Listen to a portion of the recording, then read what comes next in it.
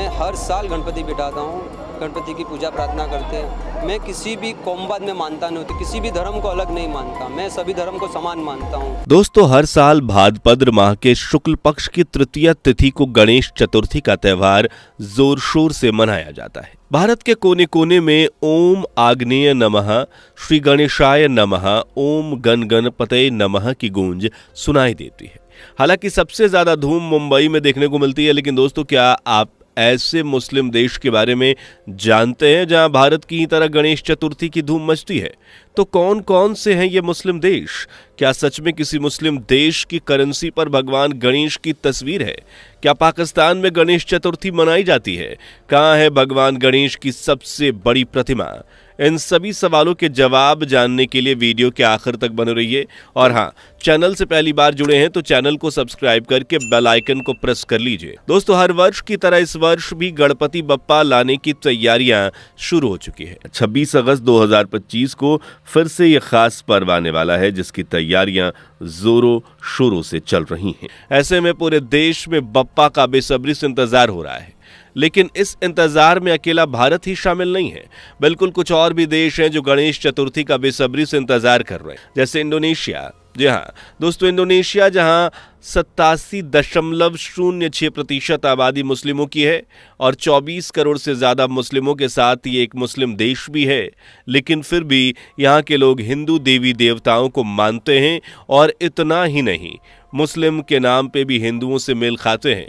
Indonesia में आज भी हिंदुओं के पवित्र ग्रंथों जैसे महाभारत और रामायण, जिसे वो अपना धार्मिक ग्रंथ मानते हैं।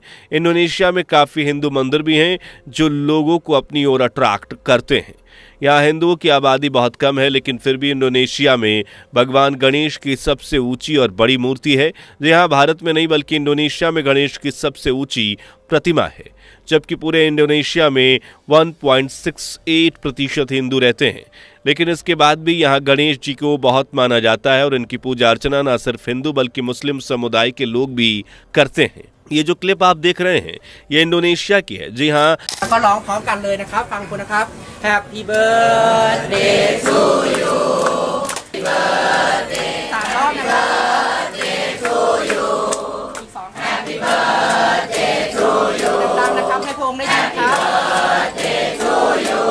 जहाँ हिंदू मुस्लिम सब एकजुट होकर गणपति बप्पा की पूजा कर रहे हैं। इतना ही नहीं, इस देश की करेंसी पर भी बप्पा का राज है।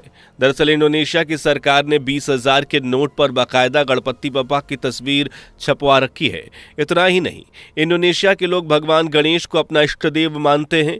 यहाँ माउंट गोमो करके एक माउंटेन है जहाँ ज्वालामुखी है, जिसके मुहाने पर भगवान गणेश जी की मूर्ति स्थापित है। कहते हैं कि ये एक्टिव ज्वालामुखी है, लेकिन भगवान गणेश इस ज्वालामुखी को फटने से रोक रहे हैं और आसपास के लोग की रक्षा कर रहे हैं। यहाँ हर साल एक मेले का आयोजन किया जाता है, जिसमें हिंदू मुस्लिम सभी भगवान गणेश की पूजा करने के लिए पहुंचते हैं।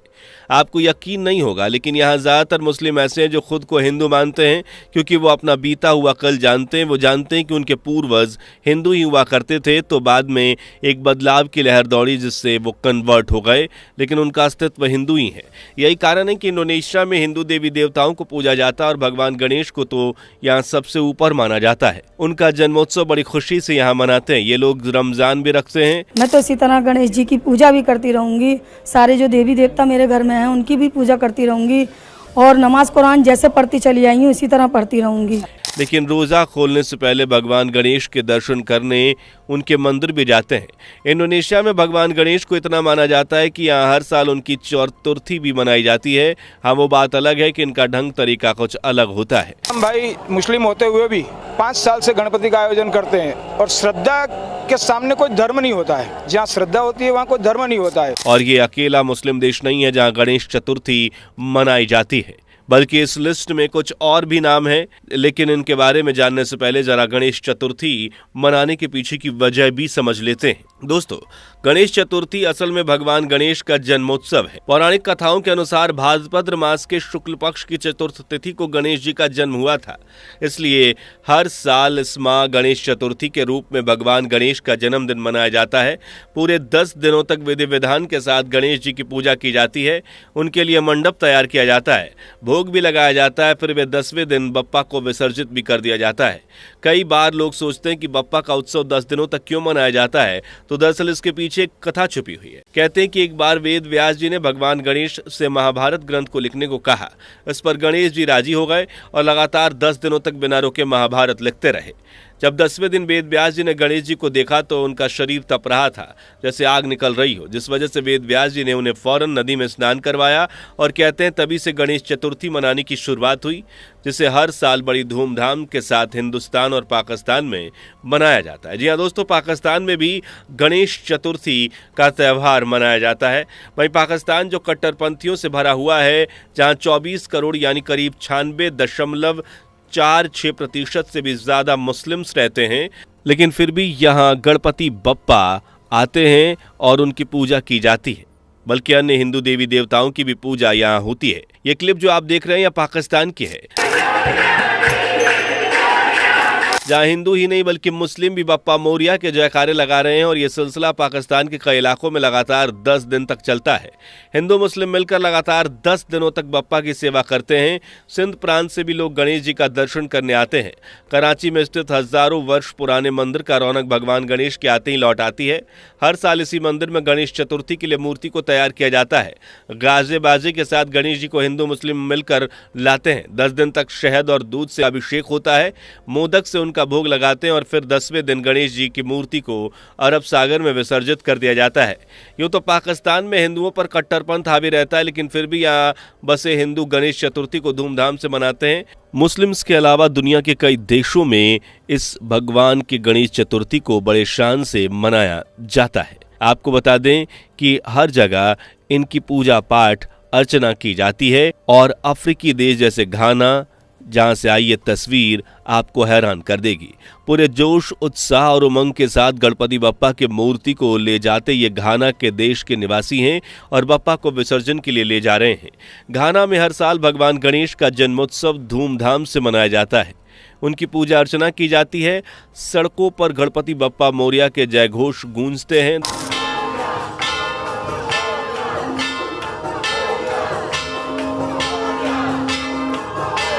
दरअसल घाना में अफ्रीकी हिंदू बसे हुए हैं जो भारत से हजारों मील दूर भी अपनी संस्कृति को जिंदा रखे हैं। न सिर्फ अफ्रीकी हिंदू बालक बल्कि उनके साथ साथ ईसाई मुस्लिम भी गणेश की पूजा अर्चना कर आशीर्वाद लेते हैं।